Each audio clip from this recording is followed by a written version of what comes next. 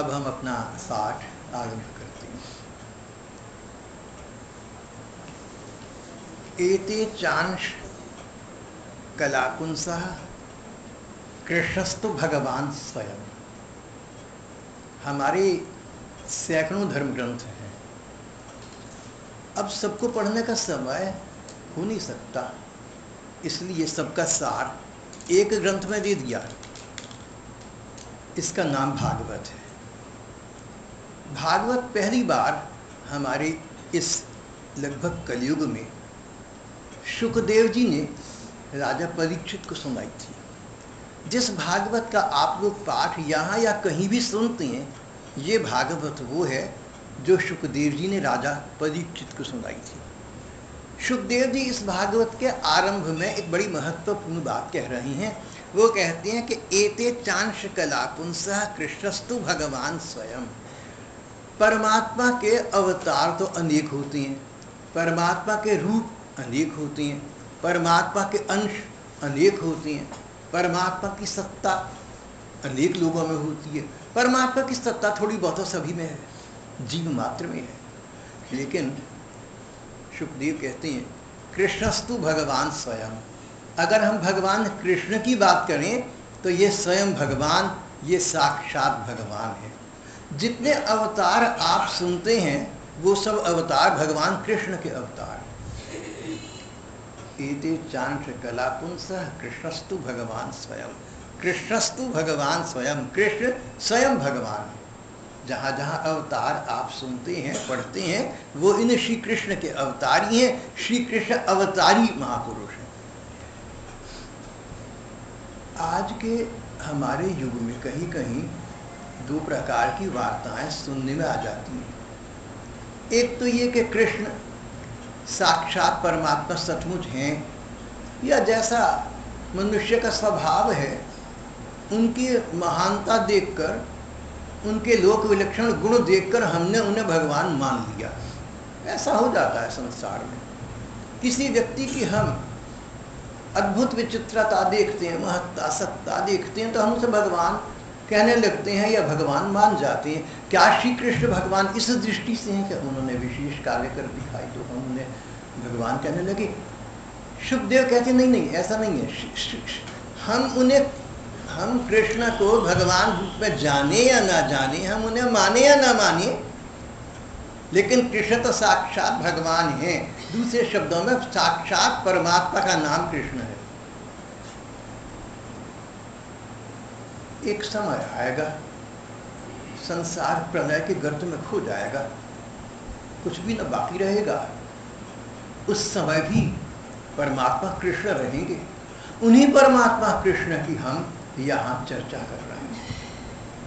हमारी चर्चा का आज का विषय ये है, हमने ये देखना है कि भागवत पढ़कर देखें तो ये देखना है कि श्री कृष्ण ने ऐसे कौन से कार्य किए जो कोई मनुष्य नहीं कर सकता, कोई देवता नहीं कर सकता। श्री कृष्ण के अतिरिक्त अगर अन्य अवतार माने जाए तो कोई अवतार भी नहीं कर सकता, एकमात्र परमात्मा ही कर सकते हैं। तो भागवत में हम भगवान की लीला कथा पढ़ेंगे, उनकी चरित्र, उनकी गाथा अभी अभी भागवत से हम थोड़ा थोड़ा पढ़कर देखेंगे कि क्या उनके लोक विलक्षण चरित्र ऐसे हैं कि एकमात्र उन्हीं ने किए और संसार में आज तक के इतिहास में कोई महापुरुष, कोई भगवत स्वरूप, कोई अवतार कर ही नहीं सका। उनकी भगवत्ता का ये प्रमाण हमें भागवत से मिलता है। और दूसरी बात, कई बार हम किसी महापुरुष को भगवान मानते हैं या कहते हैं, किसी का सम्मान करने के लिए हम उसे भगवान कहें तो आपत्ति नहीं है। भगवान का अंश साधारण लोगों में भी होता है, तो जो असाधारण है उनमें भगवान का अंश अधिक है। सम्मान की दृष्टि से हम उन्हें भगवान कहें तो कोई आपत्ति किसी को नहीं होनी चाहिए। लेकिन न तो ये आप चाहें कि जिसको आप भगवान कहते हैं सारा संसार भी उसको भगवान माने, ये आग्रह आप किसी पर आरोपित तो न करें। और न ऐसा मान बैठे कि साक्षात परमात्मा जो संसार का सृष्टि, पालन, असंहार करती हैं, उद्भव स्थिति संहार करने वाली परमात्मा, ब्रह्मांडों को जन्म देने वाली अनंत अक्षय परमात्मा इस मानव रूप में आ गए हैं, ऐसा भी नहीं हो सकता। तो यहाँ हम श्रीमद् भागवत के आधार पर ये चर्चा कर रहे हैं। भागवत के आधार पर चर्चा हम क्यों करें? इसके दो कारण हैं। पहला, सारे ग्रंथ उनके प्रणेता व्यास जी हैं और स्वयं व्यास जी ने कहा कि सब ग्रंथों का सार मैं तुम्हें भागवत में दे देता हूँ, एक भागवत अब पर्याप्त है कलयुग में पढ़ने के लिए। एक बात। दूसरी बात, जो लोग भगवान कृष्ण की बात करती हैं, इस देश में हों या परदेश में हों, जो लोग श्री कृष्ण की बात करते हैं, उन लोगों का श्री कृष्ण के विषय में जो स्रोत है, जो सोर्स ऑफ इंफॉर्मेशन है, वो भी भागवत ही है। अगर भागवत को आप नहीं मानते तो कृष्ण नाम की सत्ता ही नहीं। जब कोई व्यक्ति वो नास्तिक हो, अनीश्वरवादी हो, धर्म को न मानता हो, कोई व्यक्ति कहीं का कैसा भी हो, अगर वो श्री कृष्ण की चर्चा करता है, भले ही आलोचना करे, भले ही निंदा करे, तो आप उससे पूछ सकते हैं कि कृष्ण का परिचय तुम्हें कहाँ से प्राप्त हुआ? ये तुम्हारी मन की कल्पना है, तुम्हारे नाटक और उपन्यास का पात्र तो हमने कुछ लेना देना नहीं है, उपन्यास तो बहुत है। किसी भी व्यक्ति से आप ये पूछ सकती हैं कि जिन कृष्ण की तुम बातचीत कर रहे हो, प्रशंसा कर रहे हो या निंदा कर रहे हो, ये कृष्ण आपके पास कहाँ से आए? ये इन कृष्ण का स्रोत क्या है? तो उनको ये कहना पड़ेगा कि भागवत स्रोत है। अगर भागवत को हम कृष्ण का स्रोत न माने तो कृष्ण नाम की कोई सत्ता या अवतार तो फिर हुआ ही नहीं, फिर उसकी आलोचना या प्रशंसा का तो प्रश्न ही नहीं उठता।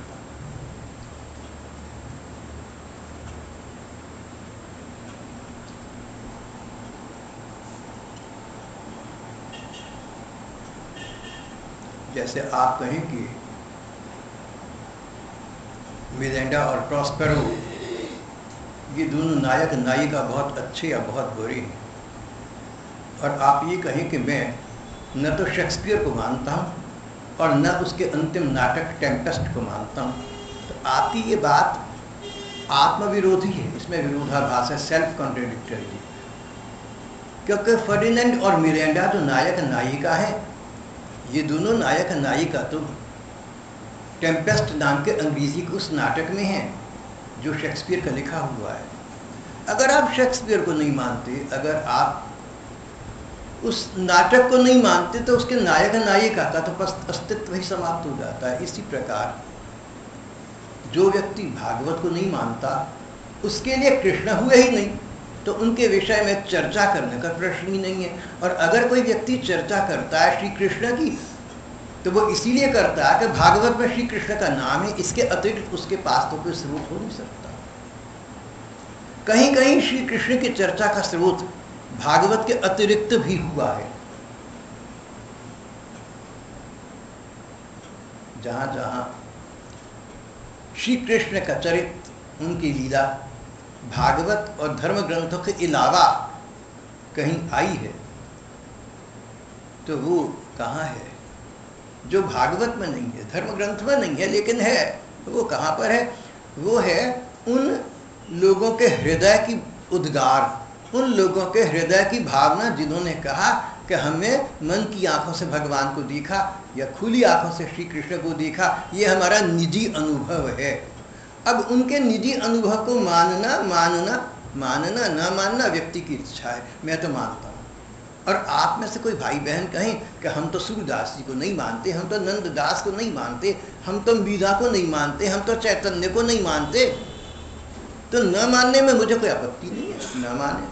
लेकिन मैंने तो आपसे इतना कहा कि श्री कृष्ण का जो केंद्र है, जो सोर्स ऑफ इंफॉर्मेशन है, वो धर्म ग्रंथों के अतिरिक्त अगर कोई है तो उन प्रेमी संतों की वाणी है जिन्होंने उसका साक्षात्कार किया और हमें कृपा पूर्वक बताया।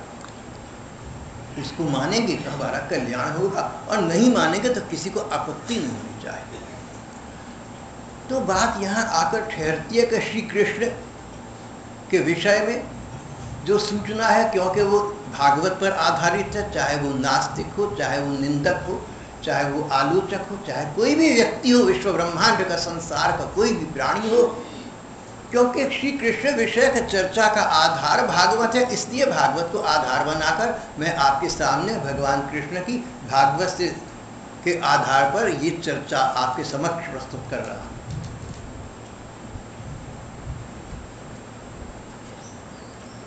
भागवत में कृष्ण कथा का आरंभ होता है।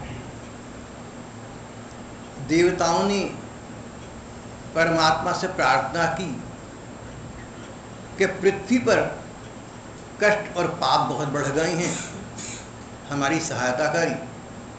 परमात्मा ने कहा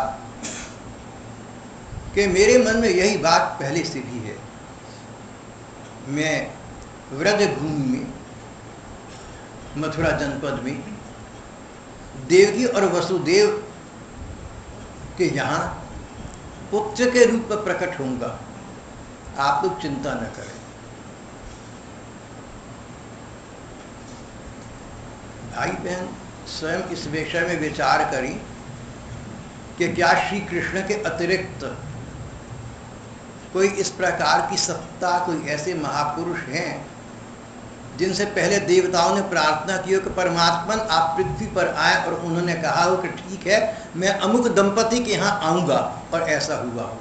तो संसार के इतिहास में कोई ऐसी घटना नहीं। बाइबल में, कुरान शरीफ में या अन्य किसी ग्रंथ में इस प्रकार का कोई विवरण उपलब्ध नहीं है। ये सब ग्रंथ इस निगाह से गुजरे हैं। परमात्मा ही कृष्ण रूप में आ रहे हैं। ये तो श्रीमद् भागवत में कृष्ण कथा का पहला आयाम, पहला पाठ, पहला अध्याय है। फिर यही होता है, कंस नाम का एक दुष्ट दैत्य था, स्वार्थ सिद्धि के अतिरिक्त और कोई सिद्धांत न जानता था। धर्म कर्म समाप्त कर दिया, अपने को भगवान मानकर पुजवाना चाहता था। अपने माता पिता को, राज्य उनसे पिता से छीनकर, अधिकारियों को साथ मिलाकर, सत्ता बरकरार रखने के हथकंडे इस्तेमाल करने के बाद वो सत्ता पर आकर विराजमान हो गया था। अब राजा कहलाता था। कंस को पता लगा था कि उसके चाचा की लड़की देवकी के अंतिम संतान उसकी मृत्यु का कारण बनेगी। इसलिए उसने देवकी और वसुदेव नवविवाहित दंपति को अपने कारागार में डाल दिया था। श्री कृष्ण देवकी वसुदेव की 8वीं संतान के रूप में प्रकट होती है। प्रकट होने से पहले भी भागवत के अनुसार एक घटना घटती है। देवकी माता और वसुदेव जी के पास कारागार में देवता आती हैं, ब्रह्मा जी, शिव जी देवता आते हैं और कहते हैं देवकी वसुदेव अब आप लोग कारागार की चिंता छोड़ दें। कारागार से मुक्त कराने वाली स्वयं भगवान आपके यहाँ अवतार ग्रहण करने वाली। अब आपका ये कष्ट काल समाप्त होने को। फिर ब्रह्मा, शिव जी और अन्य देवता देवकी और वसुदेव को संबोधित करके बात करने के बाद देवकी माता के शरीर में अंश रूप से अवस्थित परमात्मा की स्तुति करती हैं। परमात्मन आपकी लीला धन्य है, आप भक्तों का बड़ा ध्यान रखती है। उनके लिए आप निराकार होने के बावजूद साकार रूप धारण कर देते हैं। भक्तों के लिए आप अनामी भगवान नाम स्वीकार कर लेते हैं। ये सारा ब्रह्मांड जिन भगवान के अंदर है और जिन भगवान के रोम रोम में करोड़ों ब्रह्मांड छाए हुए हैं, वो परमात्मा आप देवकी नाम की एक देवी के शरीर में प्रविष्ट हैं और वहां से जन्म लेंगे। ये आपकी अद्भुत लीला नहीं तो और क्या है।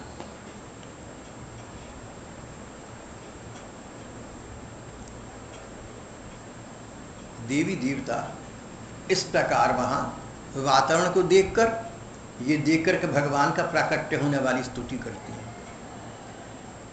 भगवान अपने चतुर्भुज रूप में शंख, चक्र, गदा और हस्त धारण किए हुए अंततः देवकी वसुदेव के सामने प्रकट हो जाती हैं। और उनसे कहती हैं कि देवकी वसुदेव, पिछले जन्मों में तुमने बड़ी तपस्या की थी और वर मांगा था कि तुम्हारे पुत्र के रूप में मैं परमात्मा जन्म लूँ, इसलिए मैं अब तुम्हारे यहाँ प्रकट हो गया हूँ। अब तुम ऐसा करो कि तुमने मेरे इस परमात्मा रूप को तो देख लिया, लेकिन तुम्हें तो शिशु चाहिए ना, लीला तो बालकृष्ण की होगी। तुम्हारे देखते देखते मैं एक नए पैदा हुए नवजात शिशु के रूप में बदल जाता हूँ। जब कंस को पता लगेगा कि तुम्हारे यहाँ संतान हुई है तो अपने षड्यंत्र के हिसाब से वो तुम्हें मारने की कोशिश करेगा, लेकिन इस विषय में मैंने एक लीला स्थापित कर दी है। वसुदेव, जब मैं शिशु रूप में नवजात बालक के रूप में परिणत हो जाऊंगा तो तुम मुझे गोकुल ले जाना। गोकुल में नंद बाबा और यशोदा पति पत्नी रहती हैं। यशोदा की संतान होने वाली है। जब तुम वहां पहुंचोगे तो जगत जननी भगवती पार्वती जी, महामाया, एक नवजात बच्ची के रूप में वहां पड़ी होंगी। तुम उनको उठा लाना, उनकी जगह मुझे डाल देना और उस नवजात जगत जननी बच्ची को यहाँ ले आना। कंस यही समझेगा कि यही संतान है, ये हमारी लीला है, हमने ऐसा करना है। वसुदेव देवकी ऐसा सुनते हैं और देखते हैं कि परमात्मा देखते देखते छोटे बच्चे के रूप में बदल गए, नवजात बालक के रूप में। सारी ताली कारागार के स्वयं खुल गए, बाढ़ में आई हुई यमुना जी का उफान कम हो गया, नंद बाबा और यशोदा के द्वार खुल गए, सब अपने आप ऐसा होता गया।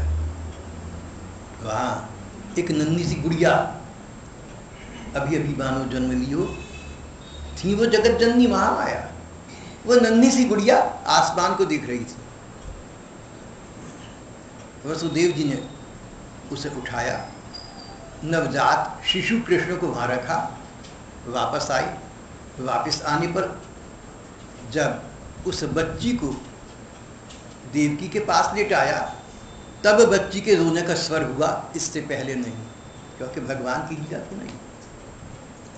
जन्म लेते ही रोना न रोना भगवान की इच्छा सत्य है, किसी व्यक्ति की तो नहीं हो सकती। उस स्वर को सुनकर कंस भागा आया, बिना कुछ सोचे, बिना कुछ समझे, बिना कुछ सुने उसने बच्ची को उठाकर पटक देना चाहा, लेकिन बच्ची पटकी न गई, हवा में स्थिर हो गई और अपने षटभुज 6 भुजाओं वाली देवी स्वरूप प्रकट हो गई। कंस पगले, भैया जो होना होता है सो होकर रहता है, तेरी मृत्यु का कारण तो कहीं जन्म ले चुका,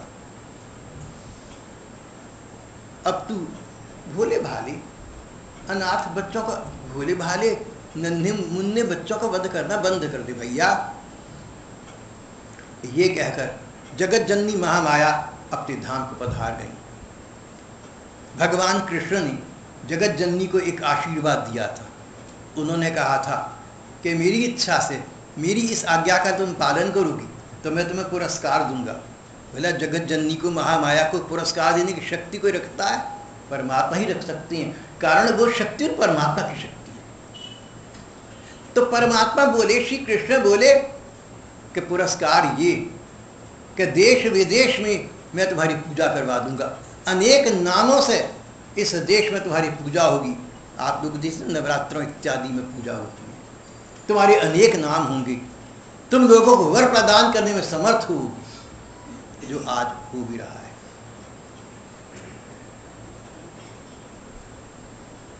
नवजात बालक के रूप में प्रकट हुए श्री कृष्ण अब गोकुल में थे। सुबह होने पर बाबा नंद ने, उनके पिता ने बहुत आनंद और उमंग का एक उत्सव मनाया। नंद भवन आनंद भवन में बदल गया और फिर वो लोक प्रसिद्ध पंक्ति जो आप लोगों ने सुनी होगी, नंद के आनंद भयो जय कन्हैया लाल की, ये स्थिति बन गई। ये नंदोत्सव अगले दिन हुआ था। बहुत छोटे से स्तर पर नंदोत्सव हम कल अपना समय मनाएंगे। इस विषय में ब्रैकेट्स में एक बात बताऊं आपको, यानी कि प्रसंग से थोड़ी सी असंबंधित। एक गांव के भोले भाले सेठ जी ने भागवत का बड़ा लंबा बड़ा चौड़ा सप्ताह कराया, बड़ा भारी भागवत का आयोजन श्रद्धा से कराया। तो नंदोत्सव के दिन कथाकार पंडित जी कहने लगे कि ऐसा नंदोत्सव हुआ नंद बाबा के यहाँ तो सारे संसार में उसके बाद तो कभी हुआ ही नहीं। सेठ जी ने आकर पंडित जी के चरणों में प्रणाम किया, बोले महाराज जी एक प्रार्थना करना चाहता हूँ। आपने कहा ना कि जैसा नंदोत्सव नंद बाबा के यहाँ हुआ था पहली बार, वैसा उमंग तरंग का वैसा नंदोत्सव कहीं कभी हुआ नहीं। पंडित जी मैं आपकी इस बात तो नहीं समझ पाया। बोले क्यों भैया? अरे भगवान प्रकट थे जहाँ, वहाँ जो नंदोत्सव हुआ वो कैसे कहीं हो सकता है? बोला जी उस नंदोत्सव में एक कमी थी जो मेरे नंदोत्सव में नहीं है, वहाँ मैं नहीं था।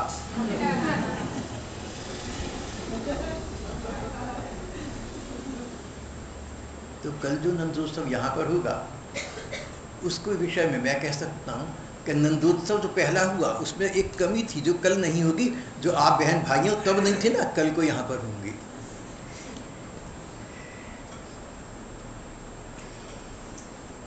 श्री कृष्ण लगभग 3 दिन के हुए तो कंस की भेजनी पूतना नाम की एक राक्षसी दूध के नाम पर विष पिलाकर इनकी हत्या करने के लिए आई। श्री कृष्ण ने दूध के नाम पर मानो उसके प्राण पी लिए।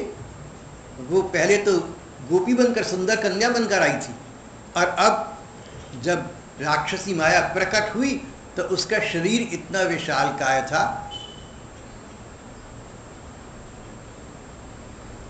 ये कह लीजिए कई मील कई किलोमीटर तक उस राक्षसी का शरीर गिर पड़ा, मरकर गिर पड़ा। ऐसी राक्षसी सिर्फ पूतना नहीं थी, जितने राक्षस उस युग में थे सबके शरीर इतने ही विशाल और भयंकर थे।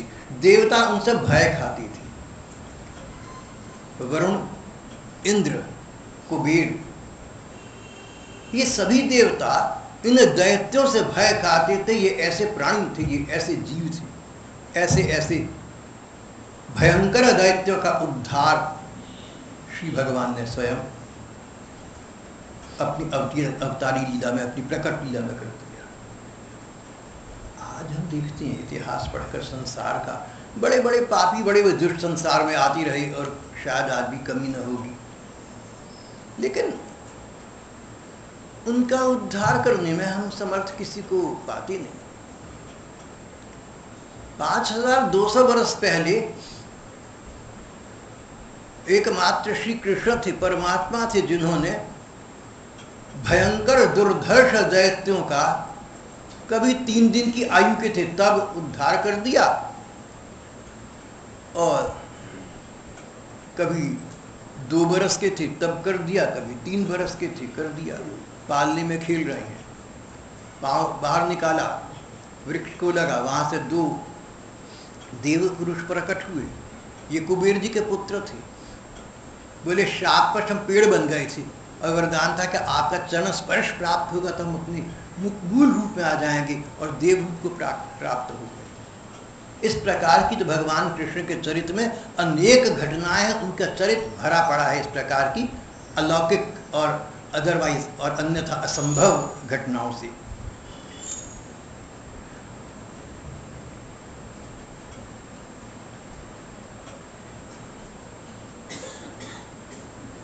बालकृष्ण लगभग 3.5 वर्ष के हो गए, तब तक न जाने कितने भयंकर दैत्यों का वो उद्धार कर चुके थे।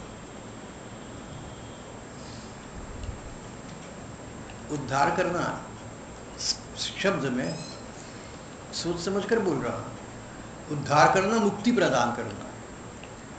संसार में ऐसे ऐसे पाप करने वाले लोग हैं जिनको धर्म ग्रंथ कहते हैं कि संसार में दोबारा कहीं भी जन्म देकर कोई भी उनको दुख देकर उनके पापों का क्षय नहीं हो सकता।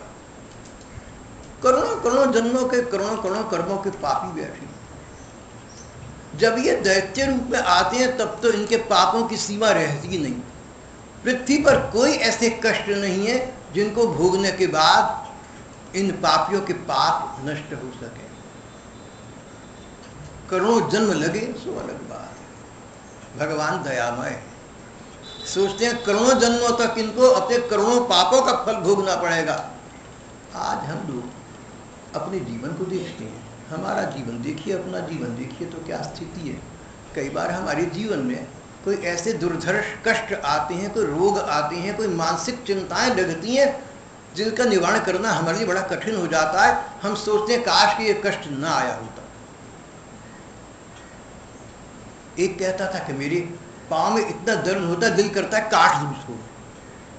ये तो इस प्रकार के अनुभव थोड़े बहुत हम सभी को होते रहते हैं। तो पाँव में 10 मिनट को कष्ट इतना हुआ, सहन ना हुआ। जीवन में कोई असाध्य रोग आई, दुर्धर्ष समस्याएं आई, मानसिक चिंताएं आई, सहन न कर सके। ये जो राक्षस अब जन्मे थे, इनके कर्म ऐसे थे कि करोड़ों जन्मों तक इनको ऐसी यातनाएं प्रतिपल प्रतिक्षण मिलती रहे तो भी इनके पापों का अंत नहीं होगा। करोड़ों जन्मों तक भी कष्ट पाने पर पापों का अंत नहीं होगा। इनके अंत का तो एक ही उपाय था, अगर बिना भोगे कष्ट काटने हो, भगवत संस्पर्श।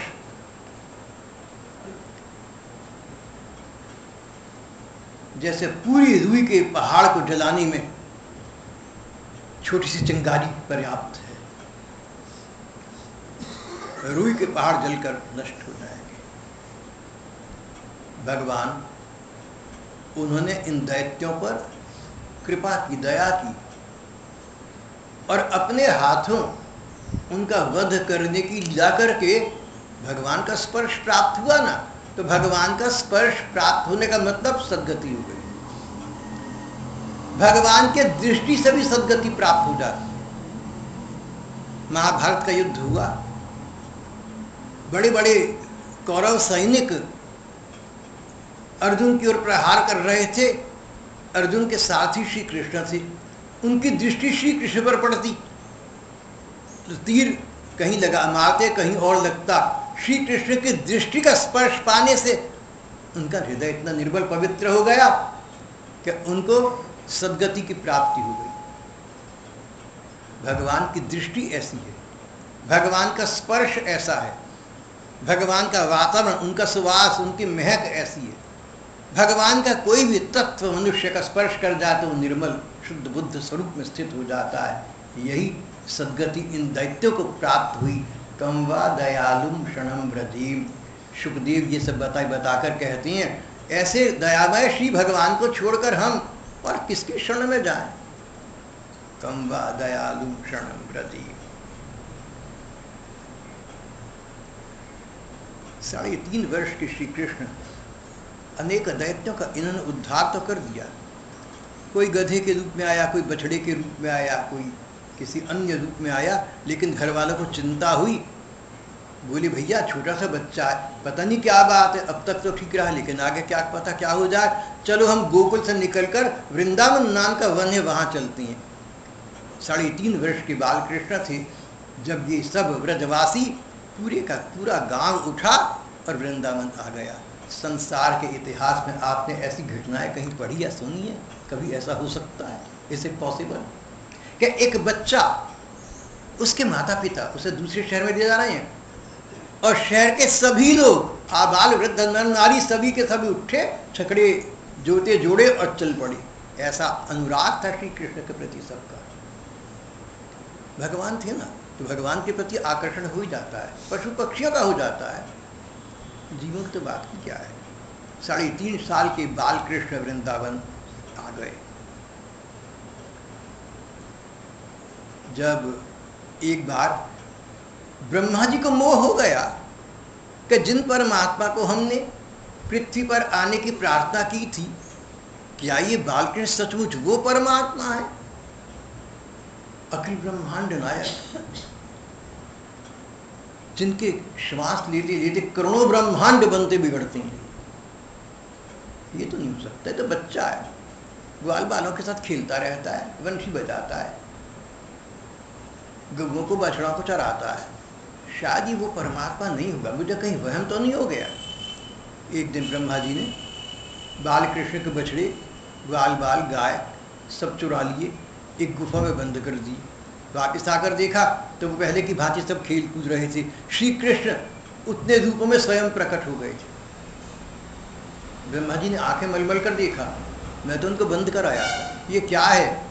तो प्रत्येक ग्वाल बाल के और प्रत्येक बछड़े गाय के रूप में उन्होंने देखा कि मेरे ये श्री कृष्ण ही प्रकट हो गए हैं, समझ गए सर्वम खिलविदम ब्रह्म वासुदेव है सर्वमिति। सब रूपों में श्री भगवान ही लीलायमान है, ये तत्व स्वयं चतुर्मुख ब्रह्मा जी के समझ में आ गया।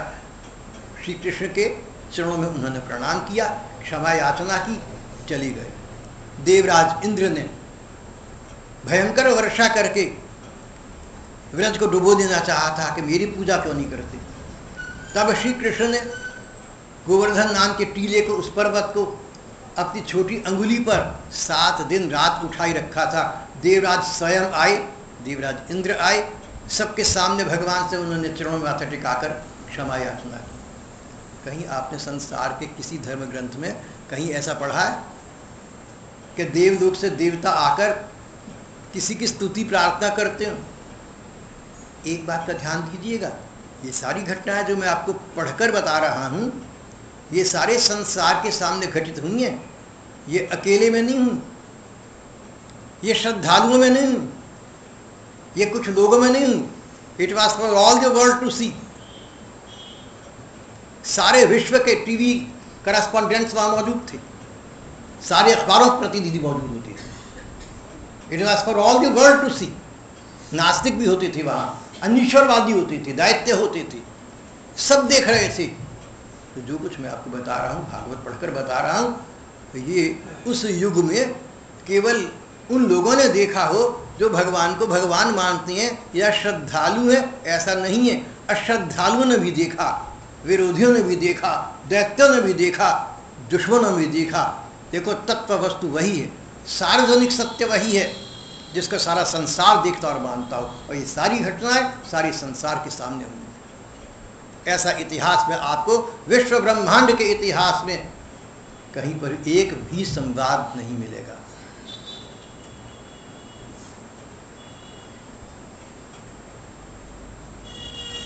H.G. वेल्स की वर्ल्ड हिस्ट्री पढ़कर देखिए, या विश्व का कोई और इतिहास पढ़कर देखिए, इस प्रकार का कहीं एक भी उदाहरण नहीं है। ये सारी बातें मैं आपसे क्यों कह रहा हूँ? 2 कारणों से कह रहा हूँ। जो लोग पहले से श्री कृष्ण को परमात्मा जानते मानते हैं, उनके इस विश्वास की पुष्टि हो जाए और दूसरों के कहने से उनको भ्रम न हो सके, इसलिए कह रहा हूँ। और जो लोग नहीं मानते, जो लोग श्री कृष्ण को परमात्मा नहीं मानते, लेकिन जिनका ओपन माइंड है, जो रीजन कर सकती हैं, जिनकी तर्क शक्ति है, जो दिमाग से काम ले सकते हैं, जो बुद्धिजीवी हैं, उनके लिए एक प्रमाण के रूप में इस ग्रंथ को यहाँ प्रस्तुत किया जा रहा है।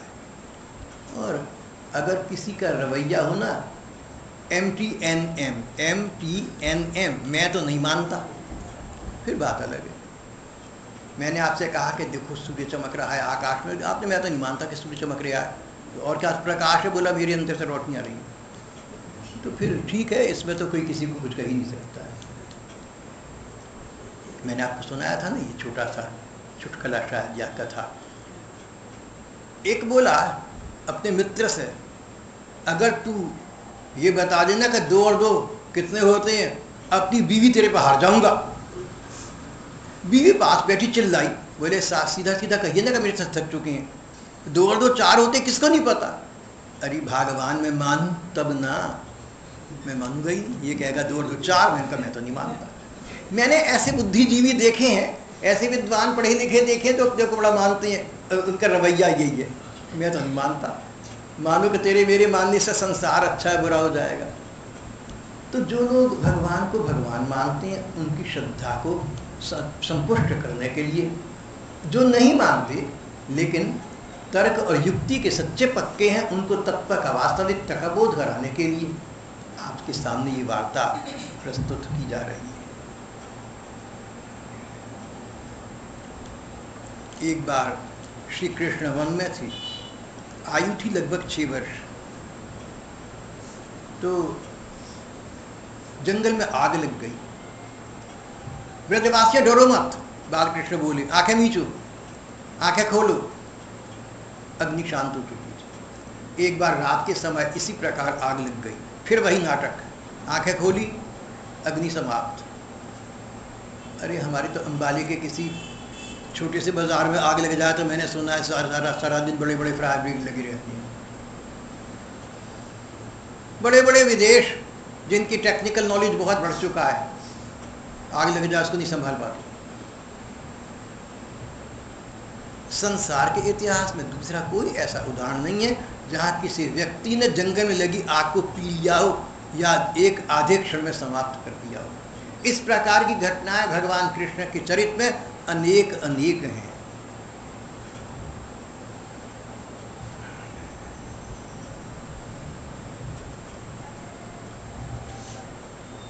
सात वर्ष के थे कृष्ण जब 7 दिन रात तक पर्वत को अपनी अंगुली पर उठाए रखा था, और फिर गोपिकाओं का, ग्वालिनियों का उनके साथ बड़ा अनुराग था, सारे व्रज का था। इन ग्वालिनियों का श्री कृष्ण के प्रति कांता भाव था, परम प्रियतम भाव था।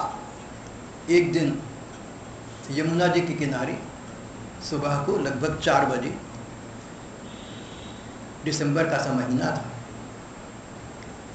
ये बालिकाएं जगन माता की प्रार्थना पूजा करने गई हुई थी। वहां कृष्ण प्रकट हुए, कहने लगे, गोपियों तुम्हारे मन की बात को मैं जानता हूं। सैकड़ों गोपिकाएं थी, मैं तुम्हारे मन की बात को जानता हूं, मैं उसका अनुमोदन करता हूं। जैसे तुम मुझे प्यार करती हो मैं भी तुम्हें करता हूं, लेकिन देखो लगभग 9-10 महीने के बाद मैं तुम्हें स्वयं बुलाऊंगा, तब तक प्रतीक्षा करो। कोई नायक ऐसा हो सकता है, कभी संसार में हुआ है जिसकी नायिकाएं सैकड़ों हों, सब सामने खड़ी हों और एक दूसरे से सहेलीपन का, सखीपन और बहनों का नाता हो। अरे एक के स्थान पर 2 का शक हो जाए तो ईर्ष्या द्वेष की आग लग जाती है, घर तबाह हो जाते हैं। सब देखते हैं, आप लोग देख ही रहे। सैकड़ों गोप कुमारी हैं, एकमात्र नायक श्री कृष्ण, परस्पर सबका सहेलीपन। और कोई ऐसा नायक हुआ नायिका के सामने होने पर, समर्पण करने पर यह कहकर 9-10 महीने के बाद मिलेंगे। कहीं पढ़ा, देखा, सुना है ऐसा? Is it possible? Shri Krishna यानी परमात्मा, परमात्मा है ना, तो उनके मन में किसी कारण से सुख दुख तो होता नहीं। वो तो भक्तों की प्रसन्नता के लिए अनेक रूप धारण कर लेते हैं, अनेक लीलाएं कर देते हैं। जैसे बूढ़ा बाबा 4 साल के बच्चे की खुशी के लिए गधा, पाजी, उल्लू और सुअर बन जाए। कई बनते होंगे, है नहीं लेकिन बनते हैं। है तो नहीं ना, देखिए बिल्कुल भी नहीं है, बुद्धिमान है, लेकिन नन्हे मुन्ने बच्चों की खुशी के लिए घोड़ा बन जाती है, फुदकने लगती। तो भगवान भक्तों की प्रसन्नता के लिए प्रकार प्रकार की लीलाएं कर देते हैं, कोई आश्चर्य की बात नहीं है।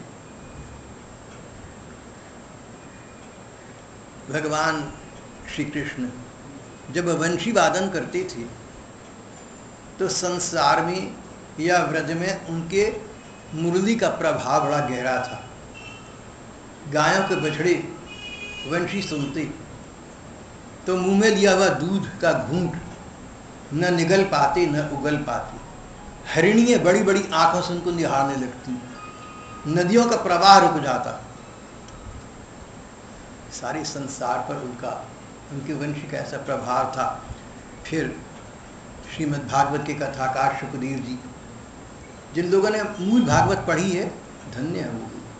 मूल भागवत पढ़े बिना कोई भी ग्रंथ, कोई भी पुस्तक जब तक आप स्वयं पूरी नहीं पढ़ते ना, तब तक उसके विषय में कोई पूरा ज्ञान नहीं हो सकता है। पत्रिकाओं में पढ़कर, रेडियो टीवी पर देख सुनकर कोई राय न बनाना, स्वयं पढ़ना। तो कथाकार सुखदेव जी कहते हैं, श्री कृष्ण की वंशी बजती तो ब्रह्मांड कटाह का भेदन करके ब्रह्म लोकों से परे चली जाती थी। ऐसी कोई कलाकार देखे या सुने हैं आपके संसार में? कोई वंशी वादक, कोई बाजा बजाने वाले कोई ऐसे हैं जिनके बाजे की आवाज इस पृथ्वी के परे, सूर्य और सूर्य के आगे अन्य संसार जो भी उनके नक्षत्र तारे और उनके परे देवलोक, इंद्रलोक, वरुण लोक, ब्रह्मलोक और उनसे परे वहां तक पहुंच जाए? श्री कृष्ण के वंश की ध्वनि ब्रह्मांड कटाह का भेदन करके उन अन्य लोगों तक पहुंच रही थी। जब गोपिकाओं के साथ भगवान ने रास किया, जिनको कहा था 8-9 महीने बाद बुलाऊंगा, तो ये गोपिकाएं सहस्त्रों की संख्या में थी।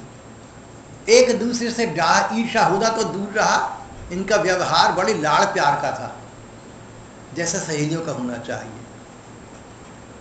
श्री कृष्ण उतने ही रूपों में प्रकट हो गए। जैसे ब्रह्मा जी के शंका निवारण के लिए भगवान जितने बछड़े थे, जितनी गाय थी, जितने ग्वाल बाल थे, उतने रूपों में प्रकट हुए थे। इसी प्रकार आज उतने ही रूपों में जितनी गोपिकाएं थी, श्री कृष्ण प्रकट हो गए थे। कहीं कहीं कहती हैं कि भगवान राम एक पत्नी व्रती थी। श्री कृष्ण के विषय में ऐसा तो नहीं कहती, लेकिन मुझे तो लगता है श्री कृष्ण एक पत्नी व्रती थे, क्योंकि जब गोपिकाओं के साथ रास हुआ तो एक गोपी एक कृष्ण, यही क्रम था, दिखाया भागवत में। और जब श्री कृष्ण के अनेक विवाह हुए, कहते हैं कि 16,108 पत्नियां थी श्री कृष्ण की। तो श्री कृष्ण 16,108 अलग अलग भवनों में 16,108 रूप में रहते थे। एक कृष्ण और एक रानी, एक कृष्ण, एक वाली रानी के कृष्ण दूसरे वाली रानी में नहीं जा रहे हैं। ये श्री कृष्ण एक पत्नी व्रती है। जितनी पत्नियां उतने कृष्ण हैं। ये सारी बातें आप देख रहे हैं, संसार में असंभव है, न कभी हुई और न हो रही है। यहाँ तक तो भगवान कृष्ण की वृंदावन लीला है। कहते हैं यहाँ तक श्री कृष्ण की मानव दृष्टि से आयु 11.5 वर्ष हो गई थी। 11.5 वर्ष के श्री कृष्ण जब हुए तो कंस के भेजे अक्रूर जी नंद बाबा के पास आए, बोले कृष्ण को दंगल देखने के लिए मथुरा ले जाना है, और ले गए। नारद जी श्री कृष्ण के सामने आए। नारद जी अमर पुरुष हैं, जब से संसार बना तब से हैं।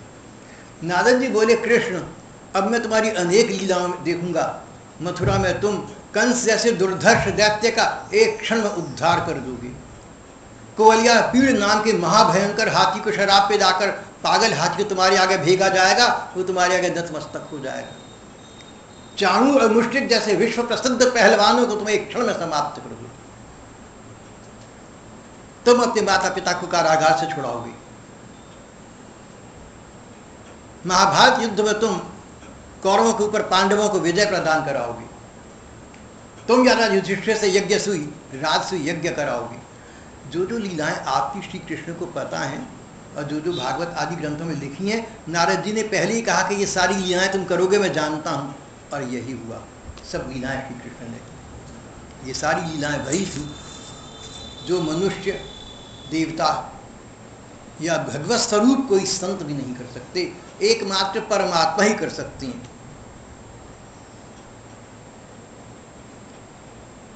मथुरा कुछ वर्ष रहने के बाद, कहते हैं 25 वर्ष की मानवीय आयु तक भगवान कृष्ण मथुरा रहे थे। वहां से द्वारका चली गई थी। 100 वर्ष द्वारका रही। 125 वर्ष की थी भगवान जब उन्होंने अपनी लीला का स्मरण किया। लीला का स्मरण 2 प्रकार से होता है। एक तो शरीर नष्ट हो गया, आत्मा परमात्मा में मिलगिली हो गई, पार्थिव शरीर का अंतिम संस्कार लोगों ने बाद में कर दिया। अगर ऐसा माना जाए कि भगवान साक्षात प्रकट होकर आए और जाते समय अपना एक शरीर छोड़ गए, जिसका बाद के लोगों ने अंतिम संस्कार किया, तो इसमें कुछ असंभव नहीं है। क्या हो गया? परमात्मा सर्वसमर्थ है, सब कुछ कर सकती हैं। एक ऐसा शरीर छोड़ जाना जिसका बाद में लोग दाह संस्कार करें, ये परमात्मा की परमात्मा सत्ता का प्रमाण है। क्या स्वयं सामने होते हुए एक शरीर सामने डाला हुआ है, बोलिए ये निर्जीव, इसका अंतिम संस्कार कर दो। लेकिन भागवत में तो ये लिखा है कि श्री कृष्ण ने ऐसा नहीं किया। उन्होंने आसपास वालों से कहा कि मेरा समय हो गया है, मेरी लीला काल हो चुका है, जिस काम के लिए आया था तुम लोगों का काम हो चुका, अब मैं अपने धाम को जाता हूँ। और सबके देखते देखते भगवान कृष्ण अपने स्थान से ऊंचे उठे, मानो उड़ रहे ऊपर, देवताओं ने देखा कहाँ तक पहुँचे कृष्ण, कहाँ जाएंगे, लेकिन जैसे बिजली चमककर बाद में लीन हो जाए, पता ना चले कहाँ गई।